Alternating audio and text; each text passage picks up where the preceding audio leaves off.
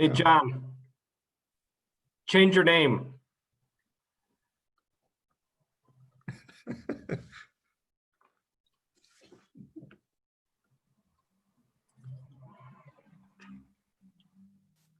We are now live on YouTube.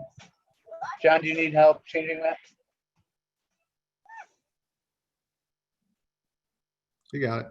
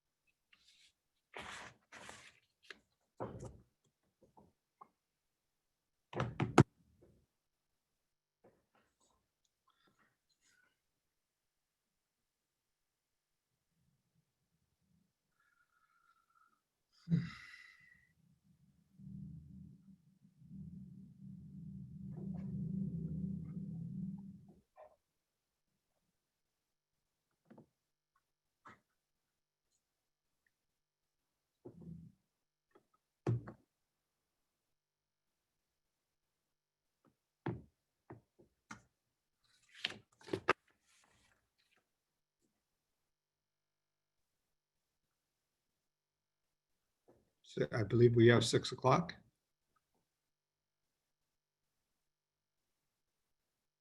I think I saw a nod from Michelle, so I think we're good to go. Yeah, okay. All right, at this time, it's 6 o'clock. Call the city council meeting to order. Clerk, please call the roll. Councilperson Angeli, Present. Vining, Here. Germaine, Here. Lamore, Here. Felder, Here. Whitman, She's excused. Mayor Clark. Are present.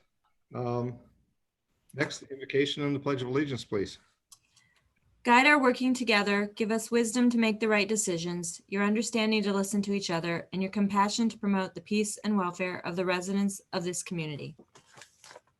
Thank you. If we will, please, the Pledge Allegiance to the flag of the United States The United States of America, and to the republic for which it stands, one nation, under God, under God. indivisible, with liberty and justice for all. Thank you all. Clerk, next item, please. The next item would be any amendments to the agenda. I don't know that I saw any from administration. Mr. Pastu, any amendments? Yes, Your Honor, if I could ask for an item after the, you do have close session here at the end there. That would be pending litigation with Stacy Hall. And then the other would be an item dealing with attorney-client privileged correspondence. So we would have to add the attorney-client privileged correspondence. Okay. Your Honor, Yes, Councilman Moore. yes, I'd like to make a motion that we amend the agenda to include closed session after the public comment at the end of our meeting to discuss attorney-client privilege correspondence and to discuss matters of pending litigation with Stacy Hall. Second, Motion by Councilman Moore, supported by Councilwoman Germaini to amend the agenda to add that item on the pending litigation and clarify the pending litigation as well. Clerk, please call the roll. Councilperson Michael Yes. Vining, Yes. Germaini, yes, Lamore, Yes, Felder, Yes. Whitman. Excused. Mayor Clark. Yes. Okay, next item, please. The next item are citizen comments not related to an agenda item, and I have a letter that I don't believe pertains to any current agenda items, so I will need to read that into the record. Okay, so as we get started, I'll see if there's also, after we hear the letter, we'll see if there's any public comments not related to agenda item, or those that may be on and logged in for the meeting. Clerk, if you would start, please. Dear Monroe City Council, as mental health professionals who live and/or work in Monroe, Michigan, we are dedicated to fostering well-being and resilience, which is why we write to you with concerns about racism. We appreciate the recent decision by Monroe City Council to update the General George Custer statue, and we encourage building on this effort. Although adding context to the statue to provide a more complete history could be helpful, significant problems remain, including the statue's location and imagery. The display of Custer as a Civil War hero is an example of a way we often sanitize history to ease atrocities against Native Americans and other indigenous peoples. In a recent study of the psychology of how we view the history of Native American experiences, the authors explain that sanitizing history renders invisible the ongoing prejudice and discrimination that these Native American groups face, ultimately reducing empathy and laying the foundation for persistent inequality. Support for statues like the Custer Monument can unintentionally support stereotypes and prejudices against Native Americans. Psychology often refers to commonplace or normalized behaviors or structures that may unintentionally send a direct or indirect discriminatory, derogatory, or invalidating message to marginalized groups as microaggressions. Environmental microaggressions occur when something in the physical or social context contributes to a poor, unwelcoming, and negative racial climate, and microaggressions are linked with stressor and trauma symptoms. These microaggressions can echo patterns of prejudice and historical trauma. In other words, the impact of microaggressions is not small. One identifying feature of microaggressions is that they are context dependent. This type of monument might not be a microaggression in a different location, such as a museum, but it is aggressive in its prominent public place. Location is part of context, and images and environmental structure have important impacts. In the mental health community, we bear personal witness to the heartbreaking impacts of expressions of racism like microaggressions on every life domain, and we have evidence that these burden and traumatize Black, Indigenous, and other people of color. Decades of research show that racist policies, symbols, and behaviors are linked with lower well-being, educational barriers, physical health problems, employment problems such as higher job turnover. These are problems for individuals and cost the community in several ways. Psychological and other social science research has long found that racism, along with other forms of oppression, is bad for your health and is bad for communities. Resilience requires that we acknowledge the difficult realities we face and proactively seek ways to improve our community. The stress, trauma, dehumanization, and barriers to life opportunities that follow racism demand that mental health professionals join calls for anti-racist changes. That is why we amplify the voices in our community today who call on us to remove or relocate the Custer statue. Please do not hesitate to contact us with questions or additional information. Thank you for your consideration. Christine Fike, with the Humanistic Wellness Center, Melissa Gray, Integrative Empowerment Group, Sarah Herr, Registered Behavior Technician, Kellyanne Navarre, Psychology Research and Teaching Assistant, Dale Rogowski, Inner Peace Behavioral Health, Patrick Wise, MA, and then there are a series of references that are cited. Thank you. You're welcome. No other letters? Correct? No other letters. Okay, at this time, if there's any comments from the public not related to an agenda item, I don't know if there's, you see that there's on the screen or not. I see no hands raised. Okay, and of course, at the end of the meeting, there'll be another opportunity for public comment as well. Clerk, next item, please. The next item is communication, item 2817-101 West Front Street, Oprah application. Thank you. Mr. Pastu. Thank you, Your Honor. I submit this to City Council as a communication item to let you know that we did receive another obsolete property Rehabilitation Act application for 101 West First Street, and that involves application was submitted by Mr. Wickenheiser for the project there. The dollar amount is higher than what had been submitted with the two other prior applications. If you recall, back in December, City Council approved a motion that provided for a 6-year application approval or certificate based on $150,000 in investment with the ability to extend it for up to 12 years if certain conditions were met by the end of January. They were not.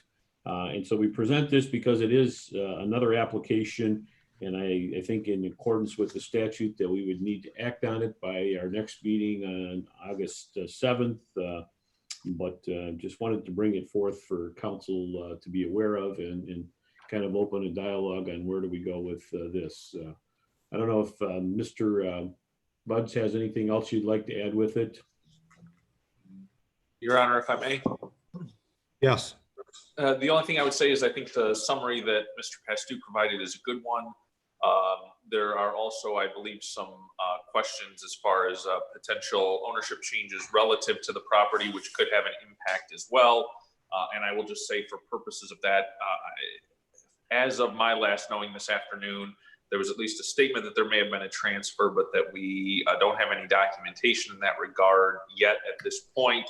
I would point out for council's purposes that an Oprah application, or I should say an Oprah certificate, if one is approved, can be transferred to a new owner, but that would require council action as well. So I will say a bit of a, I'll say moving issue from my perspective in terms of the facts at this point. But certainly I think Mr. Pastu laid out the options that are available to council as it stands for the current certificate.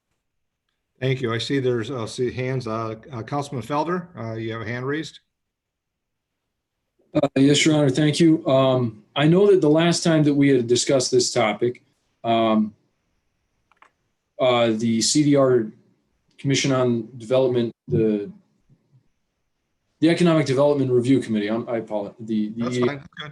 Good. There we go.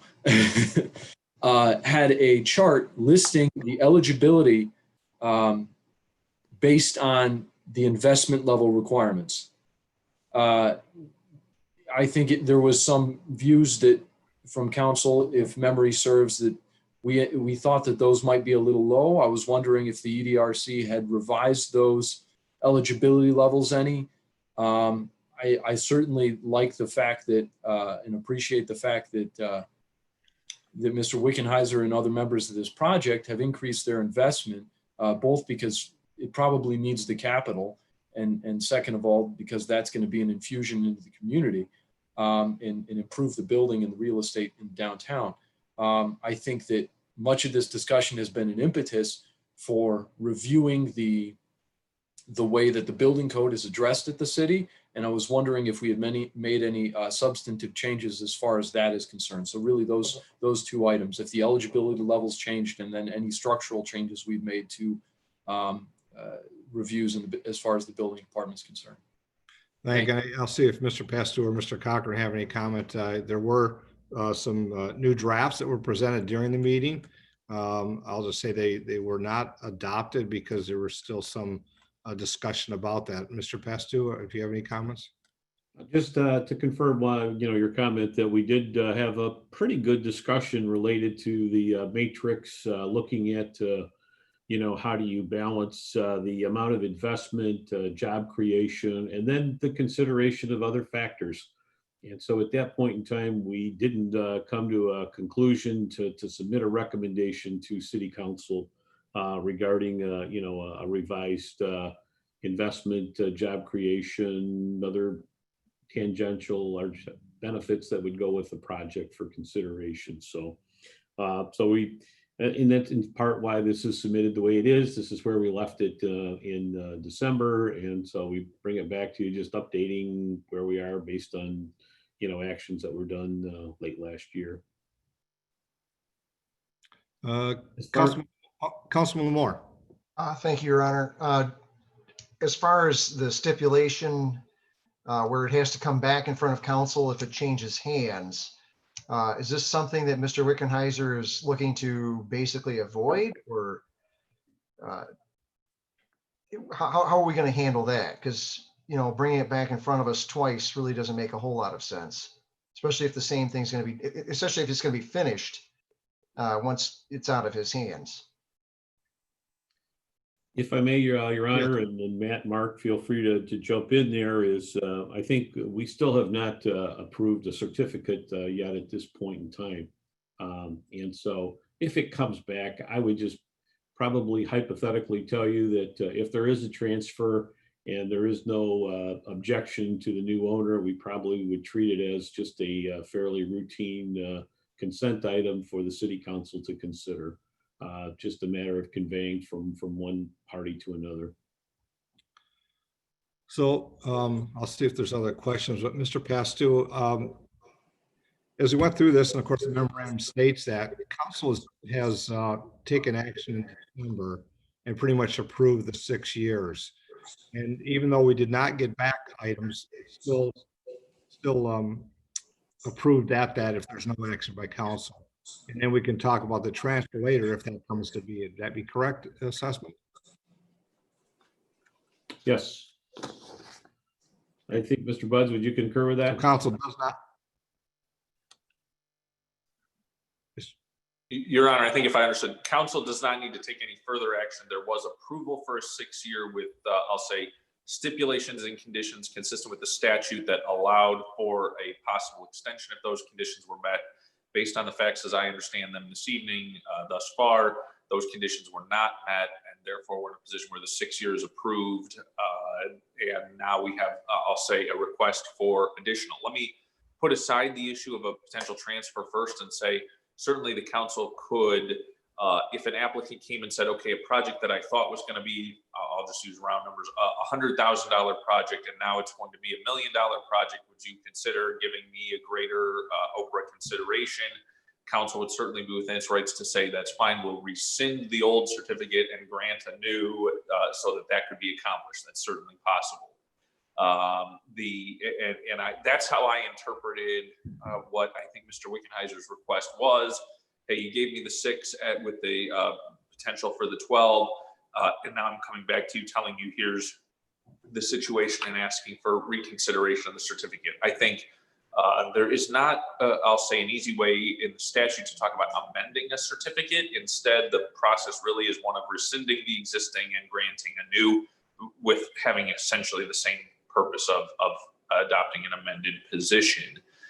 As for the issue of a transfer, I will say I generally echo the city manager's comments that if this were just not an issue of a pending, I'll say, application for almost reconsideration, that if it were just a transfer, those are largely just, I'll say, ministerial, unless there's some reason that there was a problem with the project. Generally speaking, I would say it would be the recommendation to approve those.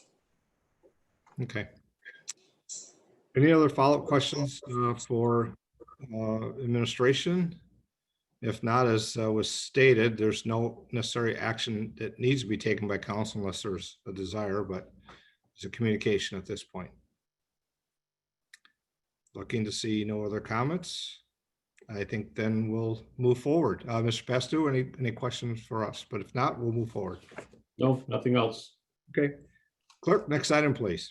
The next item is under council action, item 2816, establish public hearing date for proposed commercial rehabilitation district. Mr. Pastor or Mr. Cochran, I believe maybe some background. I'll let Mr. Cochran do the introduction. Thank you. Sure. Honorable Mayor, City Council, for the past probably a couple months, city administration's been in negotiation with a potential residential developer for the former Lazy Boy site. Right now, they're proposing about 50 units of single-story market rate townhouses to be built on the eastern portion of the main parcel, which is 1284 North Telegraph, where the headquarters building once stood. And then the remainder of the units would be built on the vacant easternmost 8-acre easternmost portion of the property bordering the railroad tracks to the east. The negotiations with the residential developer have included how to meet a long-term pro forma cost projection as it relates to property taxes with the developer.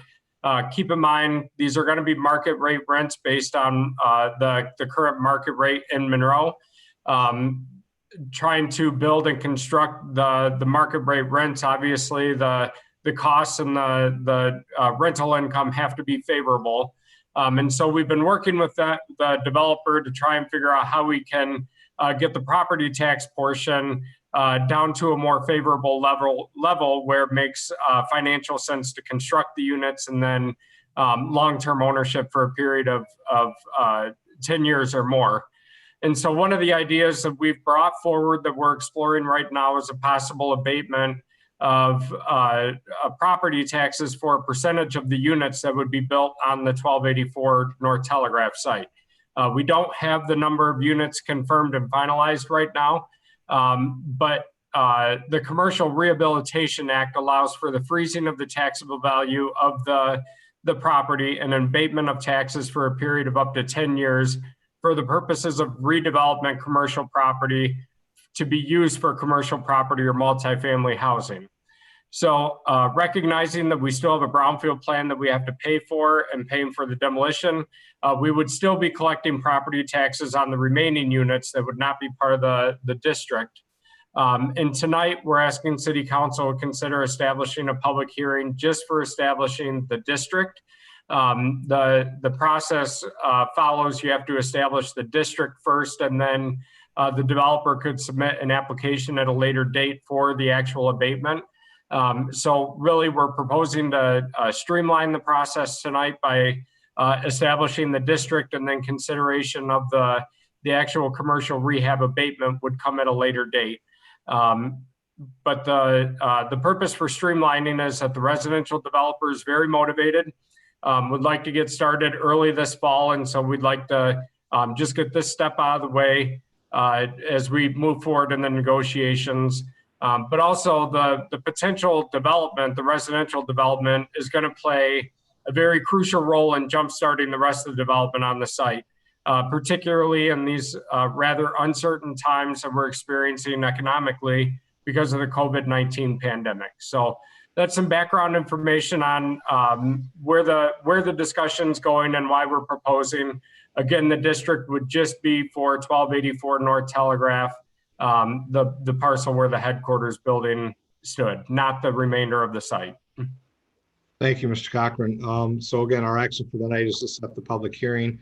I mean, if there's not questions this evening, I know there may be questions as we move forward before the next meeting. Councilman Moore, do you have your hand raised? No? Okay. Yeah, I do. Just making a motion, Your Honor. Okay. Go ahead. Your Honor, I'd like to make a motion to schedule a public hearing for Monday, August 17th, 2020 at 7:30 p.m. to consider establishing a commercial rehabilitation district on parcel number 69-003332. Second. Second.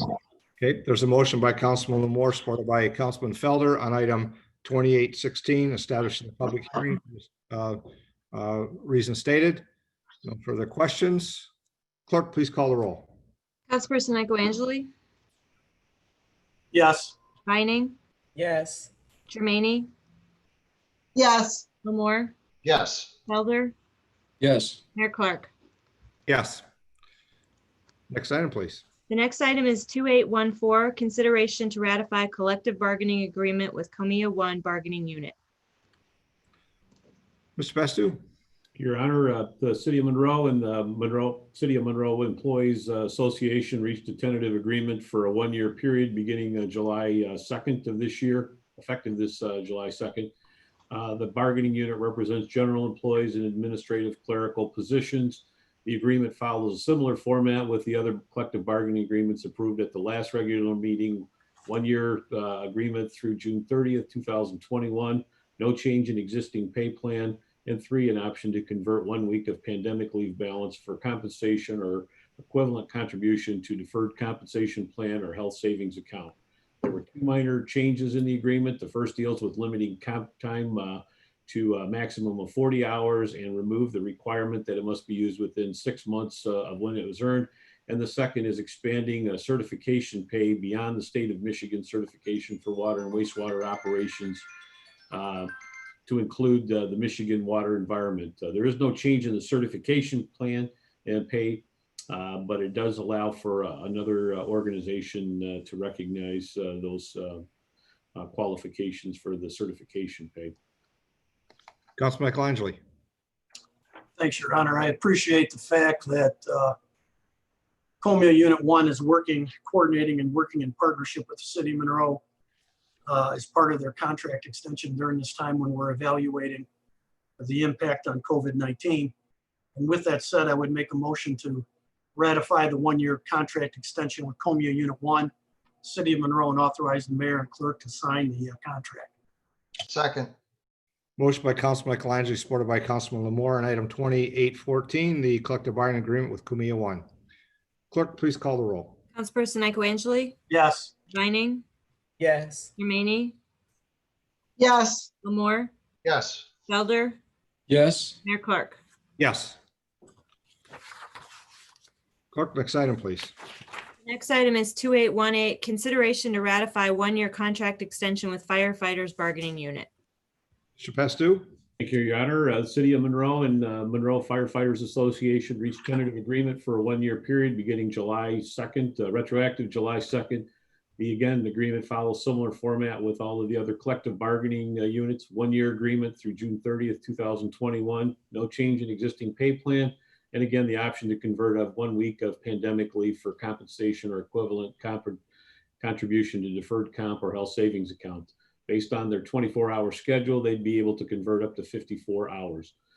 There is 3 items added to the agreement. First, the minimum testing score for promotions is reduced from 80 to 70, which is consistent with all of the other bargaining units. Second, extending the residency 20-mile requirement for 1 more year, given the economic uncertainty related to the COVID-19 pandemic. This impacts only 1 employee in the bargaining unit. And third, an extension of letter of understanding related to the public safety program.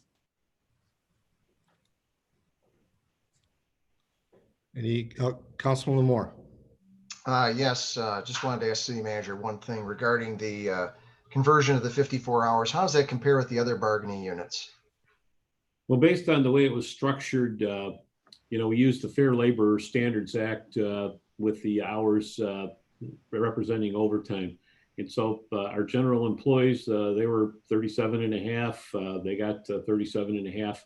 There was 40 hours for the employees that worked a 40-hour work week. I believe there was 42 hours for police. And then again, based on the schedule for a 24-hour shift, it would convert to 54 hours for fire. This also corresponds with how we allocated the pandemic leave hours as well. So. Okay. Thank you. Mm-hmm. I'll just make a comment quickly, Mr. Pastu. So very similar to Councilman Michelangeli, I was pleased to see where this was progressed through from our initial discussions. So I appreciate yourself and Mr. Cochran's having some dialogue to where we are today. I still have a concern regarding the residency. I know I've brought that before when this was brought up last time with negating the 20-mile residency. I realize it's only one employee, but then we have other employees and we've hired new employees. under those extensions of the 20 miles. So that's the concern I have with the contract. Other than that, I think I appreciate all the work that was done to get us here today. Other comments from council? Councilman Michelangelo. Your Honor, I'll make a motion that we ratify the one-year extension with firefighters bargaining unit and authorize the mayor and city clerk to sign the agreements. Second, Motion by Councilman Michelangelo, supported by Councilwoman Germaini on item 2818, a one-year contract extension with the firefighters bargaining unit. Clerk, please call the roll.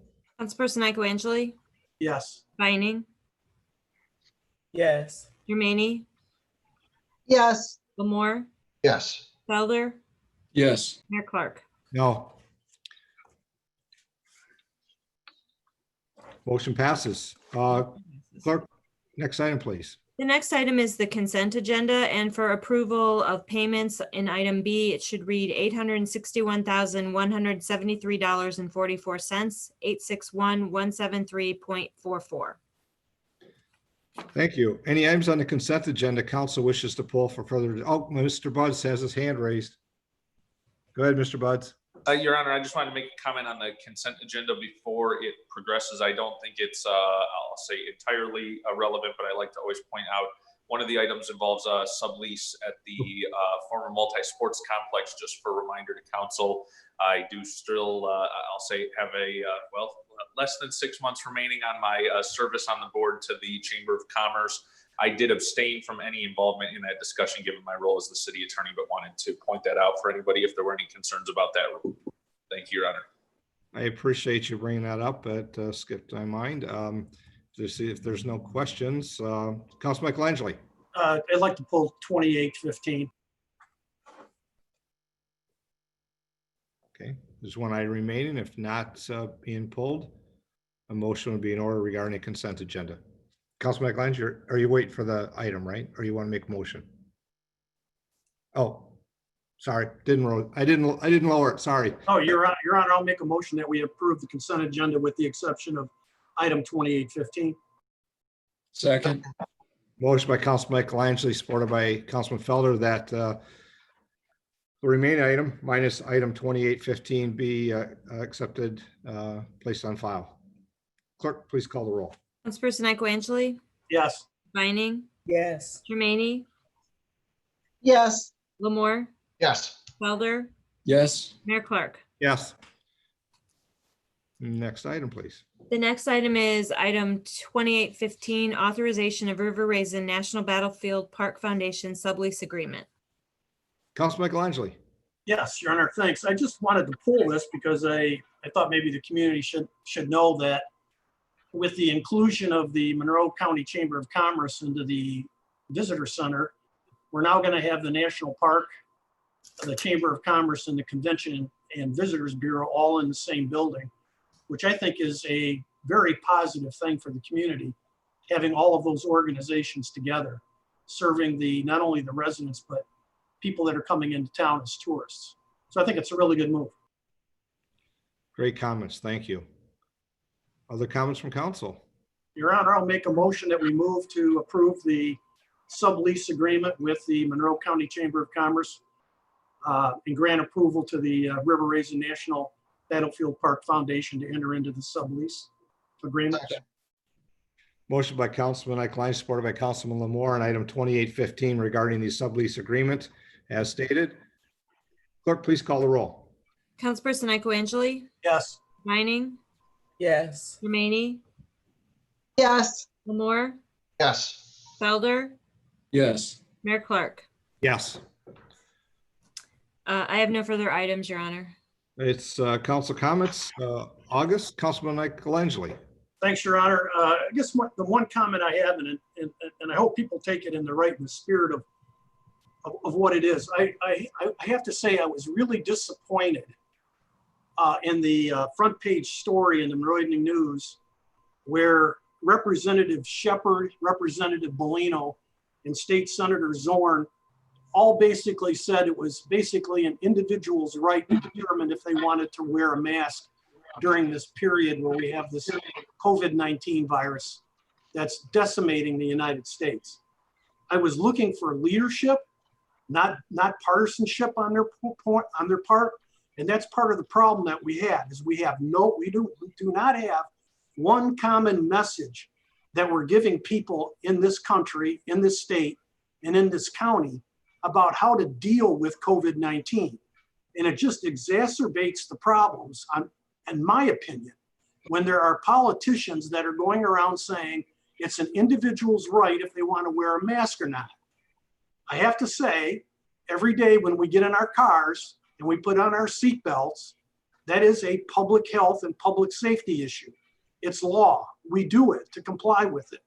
I don't see what the big deal is with wearing a mask, considering the fact that we got kids going back to school in 4 weeks.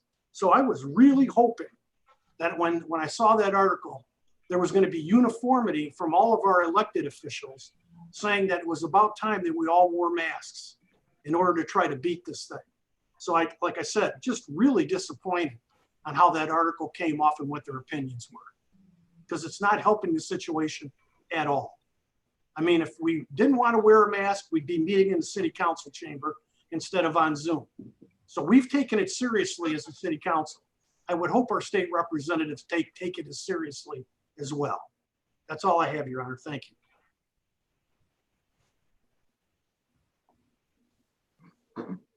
All right, as unmute, Councilman Vining. Thank you, Your Honor. Yeah, I just wanted to talk about the Labor Park project. I'm excited to see all the work that's going on, but of course it ran into tomorrow's election. So I just want to say to the voters that the poll is still open, as I'm sure the clerk will discuss during her comment time. And I want to thank Vince, Michelle, and Patrick for getting on top of it to make the space as accessible and safe as we possibly can. I know the park is such a big project and we've been waiting for such a long time. And I just want the people to know that we as a city worked very hard to make the poll as accessible as we possibly can, and it is accessible. And we will be voting at 3 South, and we want them to come out and feel safe and comfortable. There'll be signage. I'll let Michelle talk about it more at the end. I'm sure she's going to make some statements, but I just wanted to thank the administration for staying on top of the contractors to make sure that people will have a clear path to the polls tomorrow. So thank you, Your Honor. Thank you, Councilwoman. Councilwoman Germaini. Okay, I want to wish all of the 4-Hers that are going to be showing this week and auctioning virtually for the first time in their lives. That's got to be a tough thing for them. Get out and vote tomorrow, wear your mask, stay safe, and keep everyone else safe around you. Thank you, Your Honor. Thanks, Councilwoman. Councilman Lamore. Yes, Your Honor. Thank you. Just, I don't disagree with Councilman Michelangeli at all. I agree there is a mixed message being presented by several people, lawmakers, etc. And it should not be partisanship. I agree with you on that. However, I also want to make sure that we are aware of some of the disservice that we do by forcing people to do things that they don't feel as that they should have freedom to do. So I don't want to bash Councilman Michelangeli. I don't want to bash the state representatives either. I would invite them to basically make a statement to us as to what their true feelings are. Sometimes what's said in the paper is not exactly accurate either, as John can further testify, and even in the news. So I'd like to really hear from them personally as to how they truly feel about these things and what they think is serious and what isn't, and what the guidelines should be followed. There isn't exactly a straight path to anything with some of this, and it's truly hard to understand where we're at because we've never been here before. So yes, I agree with you, Councilman Michelangeli, and I think that it is necessary that we have a definite message to our residents, telling them how to stay healthy and where to be and how to do these things.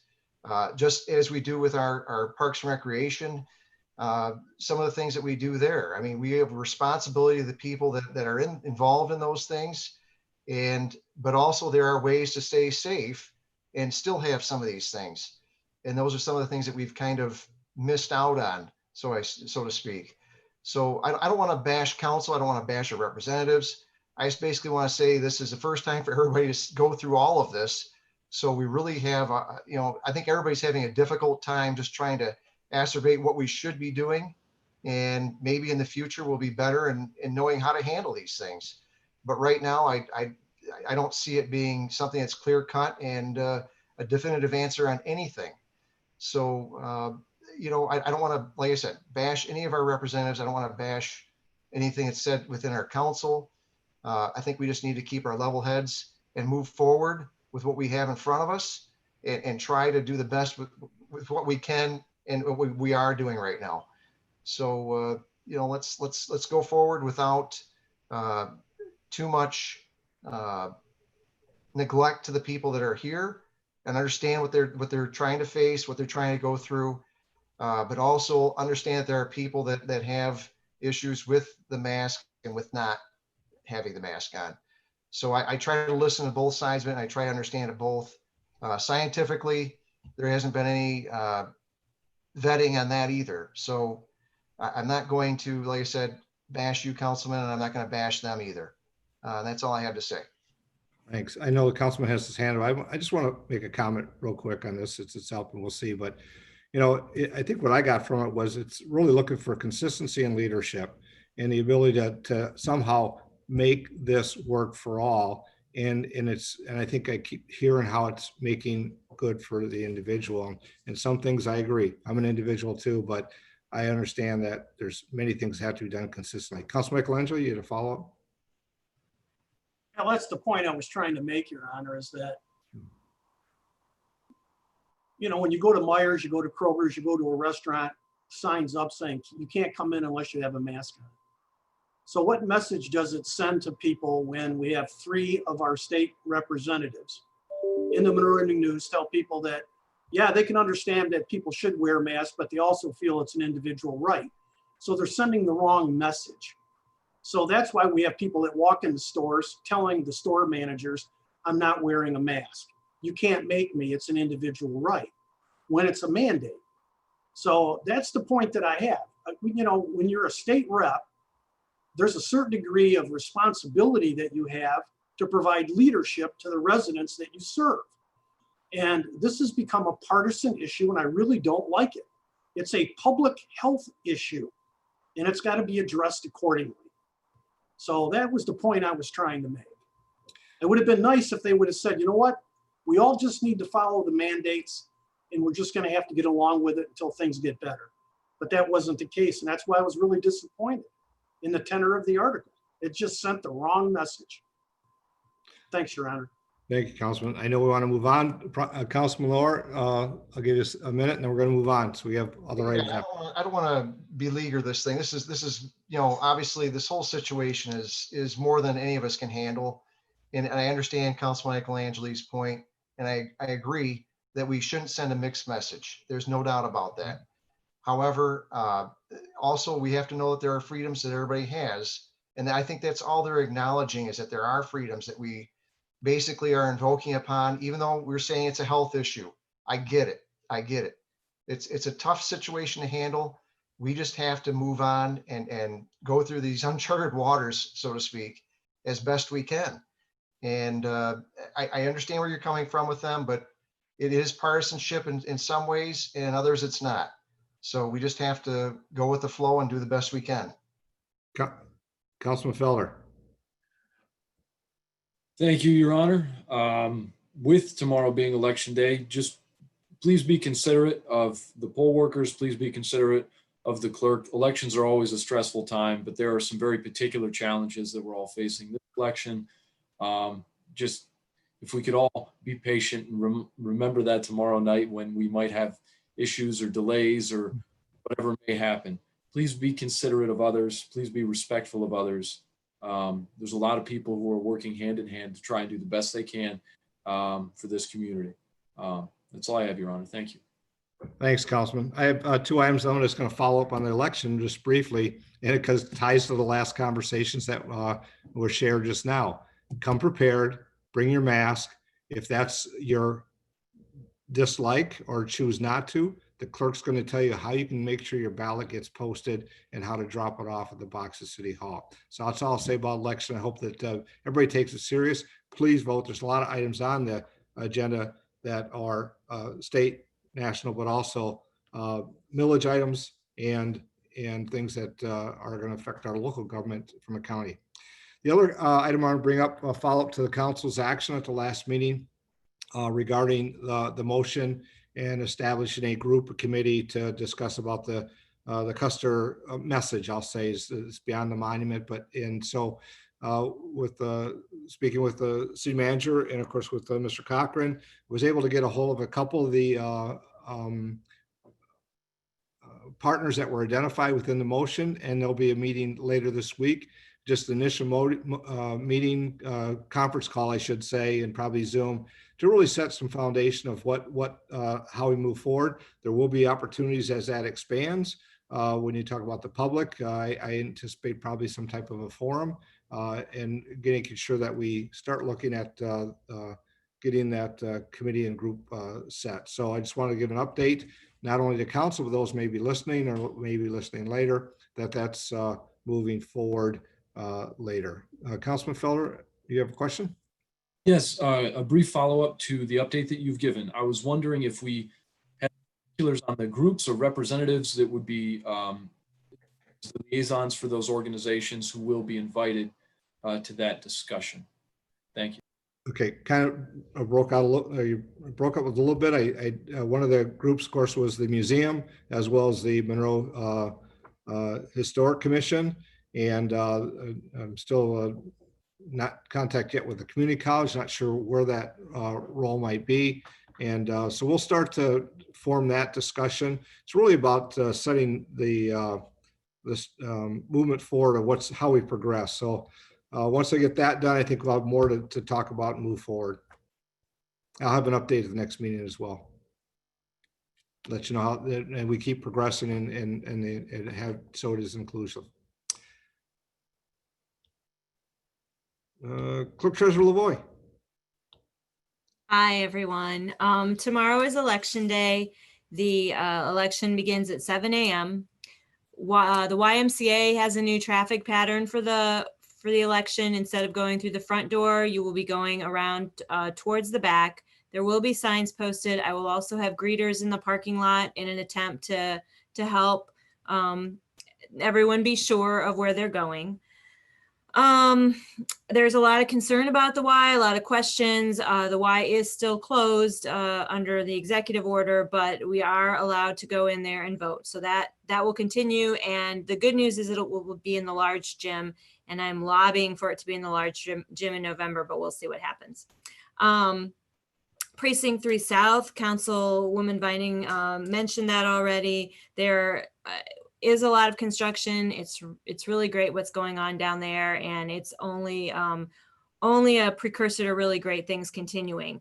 Having said that, it made for a bit of a messy polling location, but we Councilwoman Vining identified that a couple of weeks ago. I had been monitoring it, but I didn't see the construction kind of really kick off. So I appreciate her bringing it to my attention, got out there. As soon as I got out there, I knew it was unacceptable, and quickly engaged the city manager and others in the administration. They responded very quickly. As an elected official, I was particularly proud of the way that everyone pitched in and did the best they could. And we got postcards out to all of the voters in the precinct. That got turned around thanks to our communications director. Engineering has stepped up. The contractors themselves swept the parking lot today, moved all the heavy equipment. So it's not perfect, but it is very accessible. And it was also measured against the standard of making sure that it isn't intimidating to a voter. And I believe we've hit all of that. And Councilwoman Vining took a look at it today and acknowledged already that it looks better. Again, we will have some greeters there as well. You can park in the parking lot and access the polling place through the back door or through go on the sidewalk and through the traditional main door of the library. That will be open as well. There is some parking on East Chester, but I really think the best way to get there is going to be to park in the main parking lot. So council, if you get any questions about the Y or Navarre, you're as up to date as we have information about it. The rest of the precincts, nothing physically has changed for them. What I will say is that 4 of our 7 precincts will have new chairs. I had chair positions cancel on me as late as last Thursday. And we've been working all along to try to recruit more inspectors. Probably half to 3/4 of our inspectors this election will also be new because we had cancellations from our previous inspectors. So we've managed to secure chairs for all of the precincts, and we're fortunate. There are some places throughout the state that are concerned they're even going to be opening precincts because of a lack of participation with inspectors. So thanks to everyone who stepped up, the residents in the community, and some, outside of the community even are helping out. I appreciate that. So just be patient tomorrow. We have had a huge influx of absentee balloting. In 2016 in August, we had 800 or so absentee ballots. We are sitting on 2,400 absentee ballots as of today for this election, which was the total votes cast in August of 2016. So it may be light at the precincts tomorrow, but regardless, it still may be a little bit slower simply because we have a lot of folks who are going to be getting their feet under them. I think that's about it. If you have any concerns with the election tomorrow, you can call the clerk's office, or you can contact me or email me, and we'll get on problem solving whatever might come up. So I appreciate everyone pulling together. We'll get through tomorrow, and the week after the election, we'll be preparing absentee applications for November. So it just keeps rolling along. Thank you. Thank you, Clerk Treasurer, for your comments. It's very nice to hear not only yourself and the councilwoman and the staff pulling together, but the community stepping up, knowing that we need their support. Elections don't run without their support, and I'm really very thankful. So we'll give a shout out to them for helping out and seeing that we have a great election, and I hope everybody votes. Thank you. Mr. Pastu.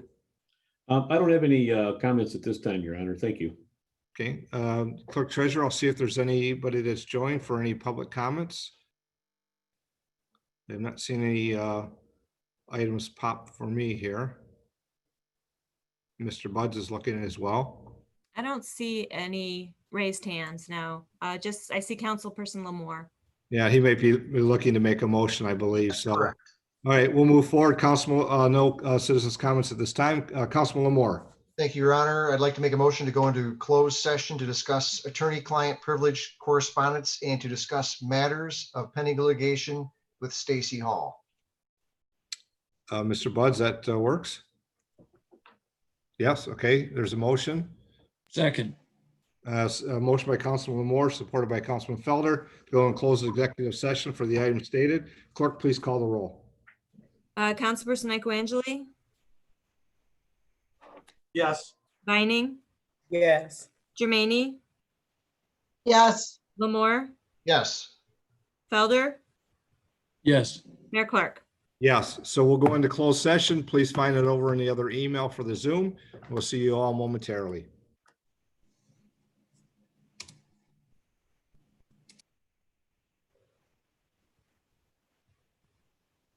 Michelle, I am staying on, yes. Okay, thank you.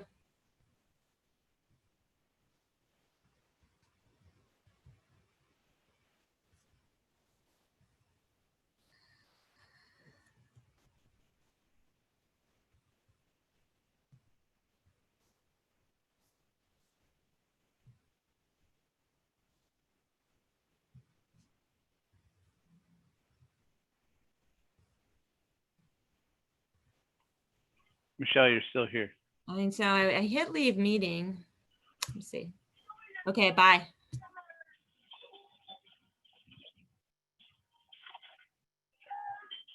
Brian, you are still in the normal meeting as well.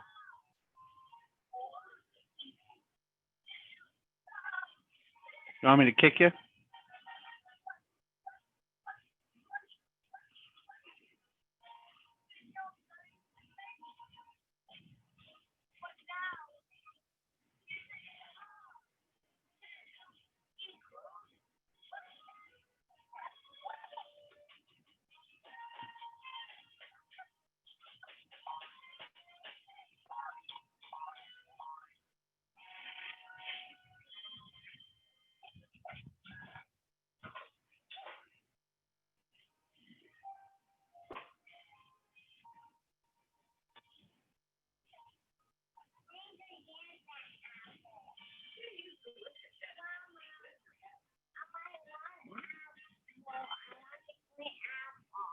Well, we're making dinner.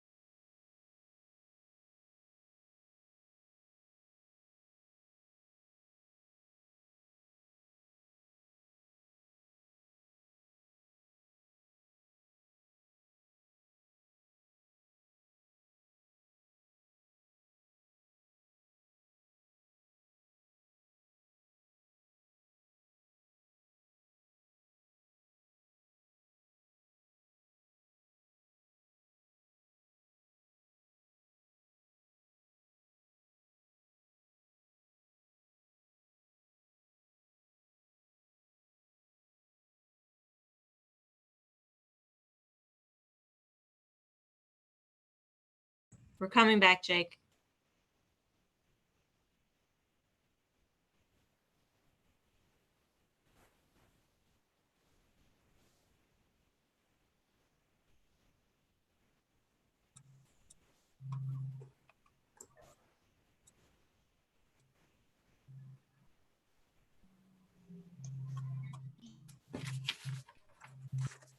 Okay, we'll just wait a moment as we get everybody back. Reminder that the webinar, or I'm sorry, our meeting is streaming live on YouTube.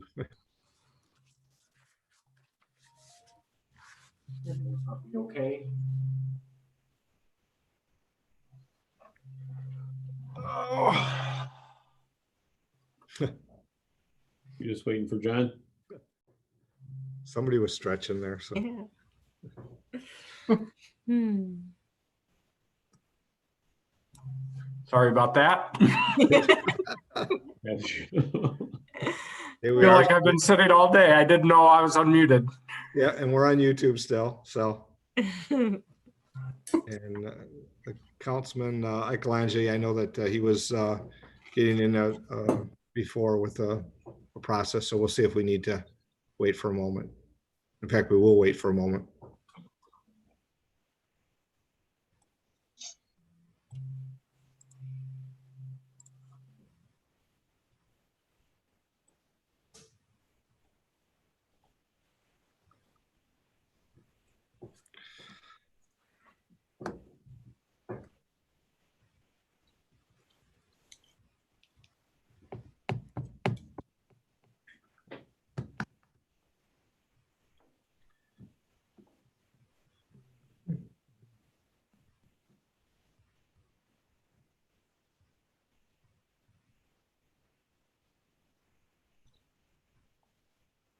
Hey, Michelle, it looks like John is on the attendee side.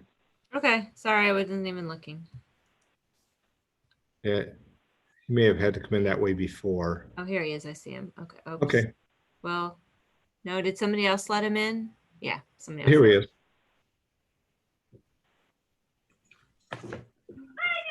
Michelle, please rename yourself. You're called Zoom webinars right now. I know. She's zooming. I'm okay being anonymous at the moment. There's Councilman. I think we're all back. So at this point, looking for a motion to go back into. Your Honor, I'll make a motion that we go back into regular session. Second, Motion by Councilman Michelangelo, supported by Councilman Lamore to go back into regular session. Clerk, please call the roll. Councilperson Michelangelo, Yes. Vining, Yes. Germaini, Yes, Lamore, yes. Felder, Yes. Mayor Clark. Yes. Councilman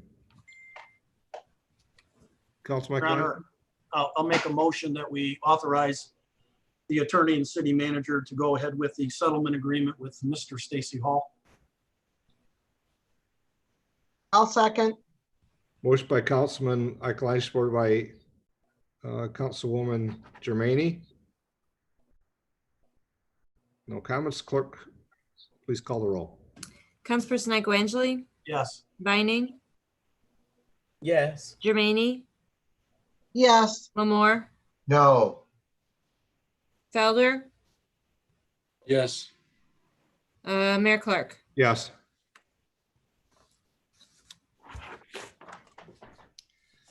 Mr. Pastu, you have anything further this evening? No, Your Honor. Mr. Buds, I don't believe you had anything further, is that correct? And I'm going to ask Clerk Treasurer Nothing LaVoy. Nothing further. Nope. Vote tomorrow. With that, need a motion to adjourn. motion to adjourn. Support. I'll second. Motion by Councilman Lamore, supported by Councilman Michelangelo to adjourn. Clerk, please call the roll. Councilperson Michelangelo, Yes. Vining, Yes. Germaini, Yes. Lamore, Yes. Felder, Yes. Mayor Clark. Yes. Thank you all. And Everybody have a good night. remind you on the calendar dates for next week, please look for that or send something to the city manager. Greatly appreciated. Have a great evening. Thank you. Night. Night.